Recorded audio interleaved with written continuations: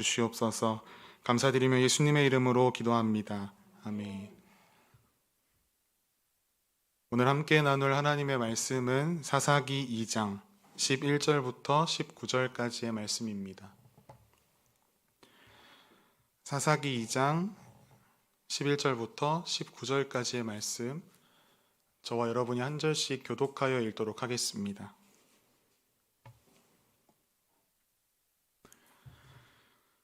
이스라엘 자손이 여호와의 목전에 악을 행하여 바알들을 섬기며 애굽 땅에서 그들을 인도하여 내신 그들의 조상들의 하나님 여호와를 버리고 다른 신들 곧 그들의 주위에 있는 백성의 신들을 따라 그들에게 절하여 여호와를 진노하시게 하였으되 곧 그들이 여호와를 버리고 바알과 아스다롯을 섬겼으므로 여호와께서 이스라엘에게 진노하사 노력하는 자의 손에 넘겨주사 그들이 노력을 당하게 하시며 또 주위에 있는 모든 대적의 손에 팔아 넘기심에 그들이 다시는 대적을 당하지 못하였으며 그들이 어디로 가든지 여호와의 손이 그들에게 재앙을 내리시니 곧 여호와께서 말씀하신 것과 같고 여호와께서 그들에게 맹세하신 것과 같아서 그들의 괴로움이 심하였더라.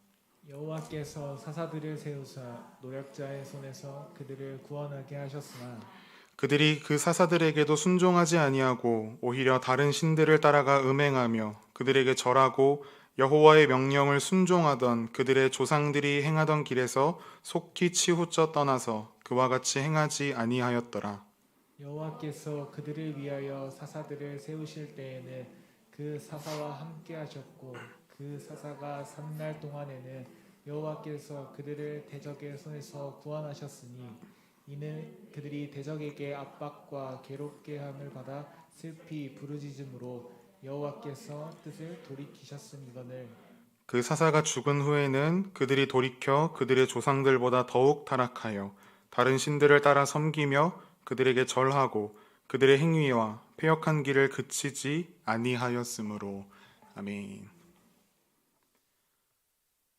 내 조상의 하나님을 넘어서 라는 제목으로 말씀을 나누겠습니다. 숫자 0.81이라는 수를 들으면 무엇이 떠오르시나요? 2021년 대한민국 신생아 출산율이 0.81명이라는 수치를 기록했다고 합니다. 이는 2020년 0.84명보다 더 작은 수치입니다. 이것은 OECD 가입 국가들 중에 꼴찌. 우리나라가 일본의 낮은 출산율을 따라가고 있다라고 이야기한 때가 얼마 되지 않았는데 이제는 일본을 앞장서서 우리가 가장 출산율이 낮다고 합니다. 영국의 한 학자는 이 상황을 언급하면서 이대로 계속 가다간 한국이 전 세계에서 가장 먼저 자연적으로 소멸하는 나라가 될 것이다 라고 예측했다고 합니다. 저출산의 문제가 나라의 심각한 문제로 떠올랐습니다. 그런데 그보다 더 심각한 문제가 있습니다. 교회에서 주일학교가 점점 줄어가고 있습니다. 이것은 한국 교회의 심각한 문제입니다.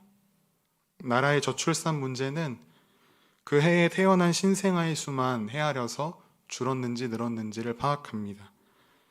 그런데 교회의 주일학교는 모든 연령에 있어서 수가 줄어가고 있습니다.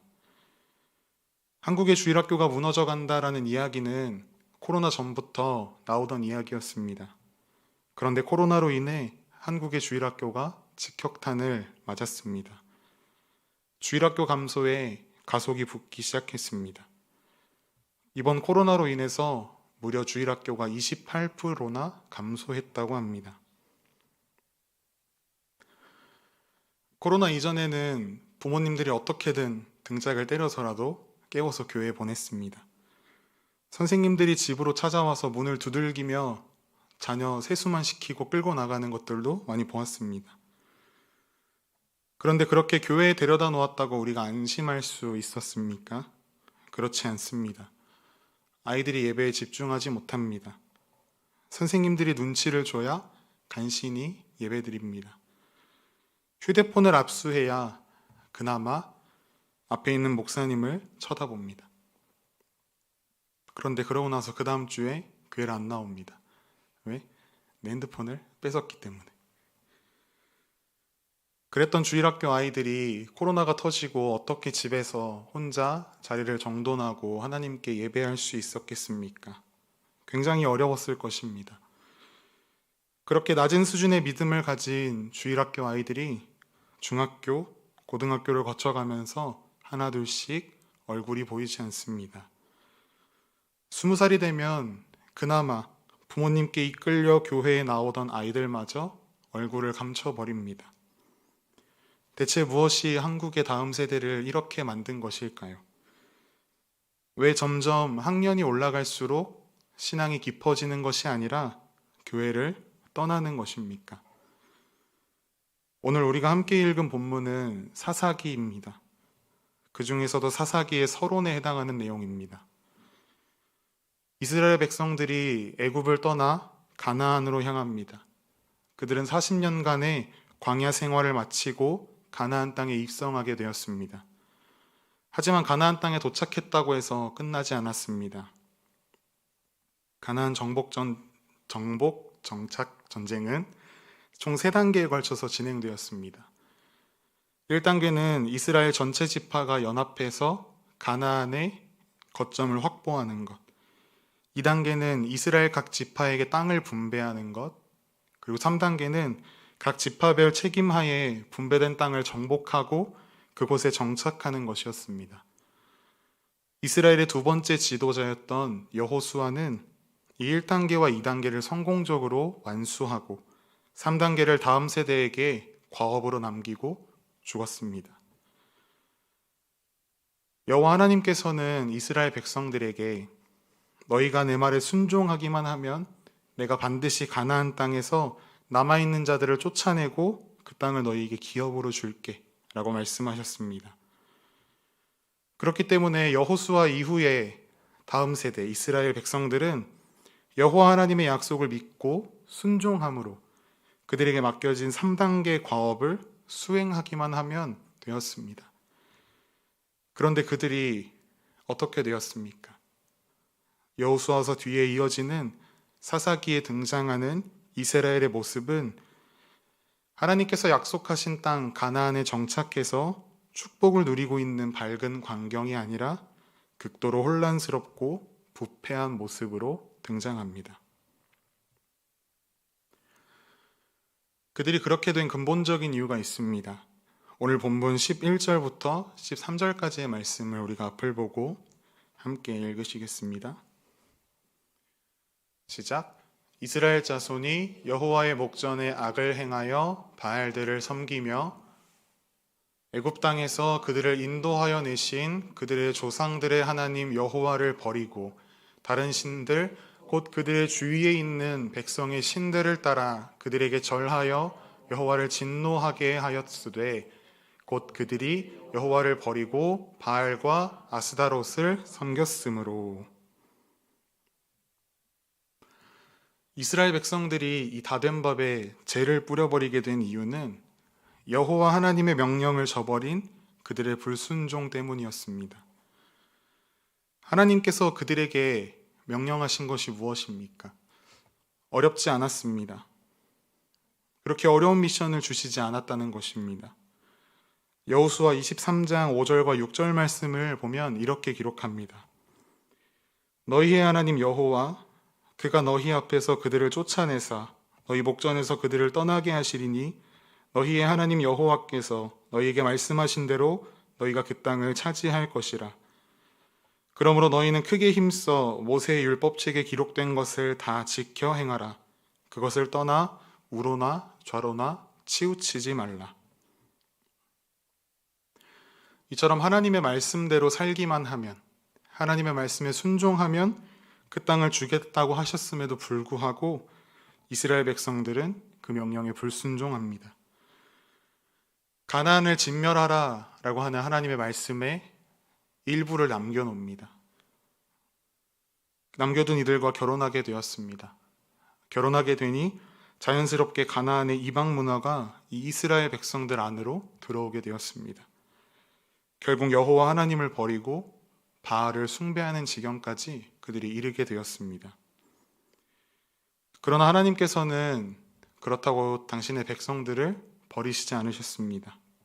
그들을 너무 사랑하시기 때문에, 또한 그들과 약속하신 그 약속을 신실하게 이뤄가셔야 하기 때문에 그들을 혼내셨습니다. 그리고 그 고통에 부르짖을 때마다 사사들을 보내서 하나님의 뜻이 무엇인지를 선포하게 하셨습니다. 그리고 깨닫게 하셨습니다. 하지만 사사들이 있을 때 그때만 잠깐 이스라엘 백성들이 하나님을 섬겼습니다. 얼마 가지 못하고 사사들이 죽으면 다시 하나님을 버리고 다른 신을 숭배하였던 것이 이스라엘 백성들의 모습입니다. 오늘 본문 19절을 보시면 이스라엘의 상황을 이렇게 기록합니다.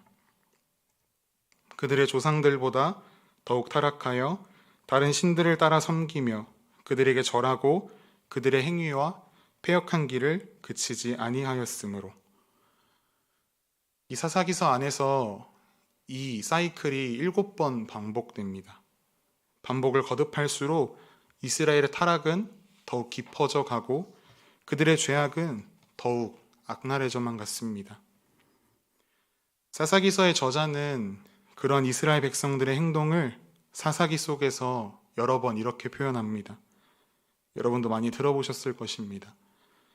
이스라엘의 왕이 없으므로 사람이 각기 자기의 소견에 오른 대로 행하였더라. 이스라엘이 겪고 있는 외로부터의 압제, 공동체의 분열, 종교적 혼란, 도덕적 타락 등등의 이러한 모든 문제들이 다 왕의 부재 때문이다라는 것을 의도적으로 밝히고 있습니다. 이것을 바꿔 말하면 무슨 말입니까? 이스라엘의 왕이 필요하다. 그런데 여러분 한번 생각해 보십시오. 정말로 이스라엘에 왕이 없습니까? 왕이 없나요?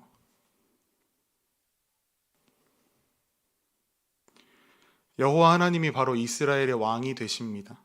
하지만 이스라엘 백성들은 우리에게 인간 왕이 없기 때문에 이런 일이 발생했다라고 이야기합니다. 그러나 그들이 처한 상황은 인간 왕이 없어서 발생한 것이 아닙니다. 이 모든 일은 그들이 자신들의 왕이신 여호와 하나님을 버렸기 때문에 벌어진 결과입니다. 그들에게 하나님은 자신들의 왕이 아니었습니다. 그들에게 하나님은 그저 자신의 부모, 자신의 조상들이 섬기던 왕일 뿐이었습니다. 자신들의 조상이 하나님을 잘 섬겼을지는 몰라도 지금 자신들은 하나님을 왜 섬겨야 하는지, 하나님을 왜 자신들의 왕으로 모시고 살아야 하는지에 대해서 알지 못합니다. 아니, 어떻게 눈에 보이지도 않는 게 신일 수 있겠어? 라는 말을 하지 않았을까요?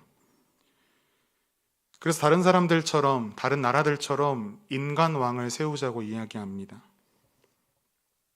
그들에게 하나님은 자기 조상의 하나님이지 나의 하나님이 아니었습니다. 이스라엘의 왕이 없으므로 사람이 각기 자기 소견에 옳은 대로 행하였더라 라는 말의 진짜 속뜻은 이스라엘이 하나님을 왕으로 여기지 않으므로 사람이 각기 자기의 소견에 옳은 대로 행하였더라로 바꿔야 하지 않을까 싶습니다. 말씀을 묵상하면서 사사기서에 등장하는 다음 세대 이스라엘 백성들의 모습을 생각할 때마다 지금 우리가 살고 있는 이 시대의 다음 세대들이 굉장히 많이 떠올랐습니다. 요즘 청소년들은 참 어려운 시대를 살아갑니다. 그들을 만나보면 무엇을 목적으로 하고 살아가는지 잘 모르겠습니다. 물어보면 하고 싶은 것도 없고, 되고 싶은 것도 없고, 가지고 싶은 것도, 이루고 싶은 것도 다 없다, 모른다 이야기합니다. 그러한 그들에게 이 세상은 무엇이 옳은 것인지 명확하게 이야기하지 못합니다. 이 세상은 인권이라고 하는 아주 좋은 단어를 사용해서 모든 것을 허용해주는 세상이 되어가고 있습니다. 말이 좋아서 허용이지 그 세상에서 살아가는 다음 세대들은 그 수없이 쏟아지는 문화들을 분별하지 못하고 마치 물에 빠져서 허우적대면서 물을 막 삼키는 것처럼 심지어는 남들이 쓰다고 뱉어낸 문화들까지 삼켜냅니다. 교회 안에서도 어떻게 살아가야 하는지 바르게 가르치지 못했습니다. 그러니 어떻게 되었겠습니까? 크리스찬 다음 세대건 아닌 다음 세대들이건 할 거 없이 세상 속에서 절대적 진리도 없이 개인의 주관성 혹은 개인의 개성을 진리의 척도로 삼고 살아가고 있습니다. 이런 시대를 바라보면서 왜 중학교에 가면, 왜 고등학교에 가면, 왜 대학교에 가면 교회를 떠나는 것일까? 라는 질문에 아무리 고민하고 고민해 보아도 나오는 답이 한 가지였습니다. 그들에게 진짜 신앙이 없었다. 중고등학교 때까지는 그래도 하나님이란다. 부모님의 잔소리가 먹히기 때문에 교회에 나갑니다. 잔소리 하루 종일 듣는 것보다 교회에 1시간 앉아 있는 것이 더 낫기 때문입니다. 그런데 대학생이 되면 이제 성인이라고 말을 듣지 않습니다. 혹시나 공부를 너무 잘해서 대학교를 멀리 가거나 하게 된다면 기숙사에 살고 자취를 하면 부모님의 잔소리에 못 나가던 교회에서 자유를 얻습니다. 이것이 무엇을 의미하겠습니까? 그동안 자기의 신앙으로 교회에 나가지 않았다는 것입니다. 사실 누가 자기의 신앙으로 교회에 발을 들이겠습니까? 우리가 지난 만나 22에서도 여러분의 기도가 듬뿍 담긴 초청을 통해서 새신자들이 교회에 발걸음을 했습니다. 분명 누군가를 통해서 우리는 교회에 오고 복음을 접하게 됩니다. 부모를 통해서 교회에 발을 들이게 된다면 그것이 굉장히 감사한 일이지요. 우리가 모태신앙이 복되다 하는 것이 무엇입니까? 부모를 통해 자연스럽게 교회를 나오게 된다는 것 때문에 귀하다 말합니다. 그런데 많은 경우가 여기에서 멈춘다는 것이 문제입니다. 부모님이 믿는 하나님이 자녀가 믿는 하나님이 되어야 하는데 자녀들이 내 부모의 하나님을 나의 하나님으로 받아들이지 않습니다. 결국 시간이 흘러 그런 자녀들은 하나님을 떠납니다. 교회를 나오지 않습니다. 그렇다면 우리가 어떻게 하면 그 다음 세대에게 올바른 신앙을 계승시켜 줄 수 있겠습니까? 어떻게 하면 우리의 자녀들이, 우리 교회의 다음 세대들이 엄마 아빠가 믿는 하나님, 집사님, 권사님, 전도사님, 목사님이 믿는 하나님을 넘어서 그 하나님을 나의 하나님으로 고백할 수 있겠습니까? 다행스럽게도 성경에 그 대답이 나와 있습니다. 신명기 6장을 한번 함께 찾아보시겠습니다.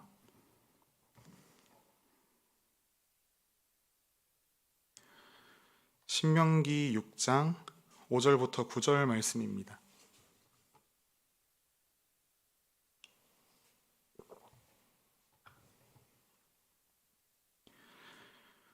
우리 찾으셨으면 다 같이 천천히 함께 읽도록 하겠습니다. 너는 마음을 다하고 뜻을 다하고 힘을 다하여 내 하나님 여호와를 사랑하라. 오늘 내가 내게 명하는 이 말씀을 너는 마음에 새기고 내 자녀에게 부지런히 가르치며 집에 앉았을 때에든지 길을 갈 때에든지 누워 있을 때에든지 일어날 때에든지 이 말씀을 강론할 것이며 너는 또 그것을 내 손목에 매어 기호를 삼으며 내 미간에 붙여 표로 삼고 또 내 집 문설주와 바깥문에 기록할지니라. 아멘. 여러분 여기서 어떤 구절이 눈에 들어오시나요? 내 자녀에게 부지런히 가르치며 라는 단어가 들어오시나요? 네, 맞습니다. 우리가 자녀들에게 하나님의 말씀을 분명히 가르쳐야 합니다. 그런데 그보다 선행되어야 하는 일이 있습니다. 바로 5절과 6절에 있는 말씀처럼 우리가 먼저 우리의 마음과 뜻과 힘을 다해 하나님을 사랑해야 합니다. 우리가 먼저 하나님의 말씀을 우리의 마음에, 우리의 삶에 새겨야 합니다. 여기서 마음에 새긴다는 것은 단순히 말씀을 우리가 머리로 기억한다 라는 것에서 그치지 않습니다. 옛날 노래 중에 이런 가사가 있습니다. 모든 건 마음먹기 달렸어. 아시나요? 우리는 마음먹은 대로, 마음에 새긴 대로 살아갑니다. 즉, 하나님의 말씀을 우리의 마음에 새기고 그 말씀대로 우리가 먼저 살아가야 한다는 것입니다. 우리가 하나님의 말씀대로 바르게 살지 못하는데 어떻게 자녀들에게 하나님의 말씀대로 살라고 이야기할 수 있겠습니까? 우리가 제대로 예배 생활, 신앙 생활 하지 않으면서 어떻게 자녀에게 똑바로 예배드려, 똑바로 교회 가야지, 신앙 생활 해야지 라고 말할 수 있겠습니까? 기성세대인 우리가 먼저 우리의 모든 삶의 영역 속에서 하나님의 자녀로서의 빛과 소금의 삶을 살아갈 때에 우리의 다음 세대들의 신앙 안에 말씀 안에 살도록 우리가 잘 가르칠 수 있습니다. 혹시나 말씀을 강론하라라고 성경이 이야기한다고 해서 각 잡고 성경 공부해야 되는구나 라는 두려움을 가지시지 않으셔도 됩니다. 우리말 성경은 강론하라라고 표현하지만 원어에서는 말하다라는 조금은 포괄적인 의미를 가지고 있습니다. 의도적인 교육의 자리 중요하지만 그보다 일상의 대화들 속에서 우리의 다음 세대들과 하나님의 말씀을 가지고 나누라, 하나님의 말씀을 들려주어라 라는 이야기입니다. 사실 이것이 더 어렵습니다.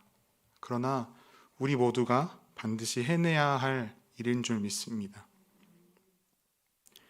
말씀을 정리합니다. 사랑하는 여러분, 하나님께서 맡기신 자녀들, 육신의 자녀가 아니더라도 우리가 함께 신앙생활하는 이 교회 공동체 안에서 함께 살아가는 사랑하는 다음 세대들을 말씀 안에서 양육하고 신앙 안에 자라가도록 하는 일에 함께 힘쓰십시다.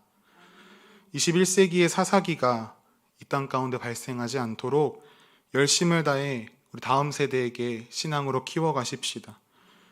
그들에게 신앙의 본을 보여서 하나님을 우리의 삶의 주인으로 모시고 살아가는 삶이 어떠한 삶인지, 하늘 소망을 바라보고 살아가는 삶이 얼마나 복되고 영광스러운 삶인지를 다음 세대에게 보여주십시다. 그것이 먼저 믿은 우리에게 하나님께서 원하시는 일인 줄 믿습니다. 이 일에 함께 마음과 힘을 다하는 우리 모두의 삶이 되기를 간절히 소망합니다.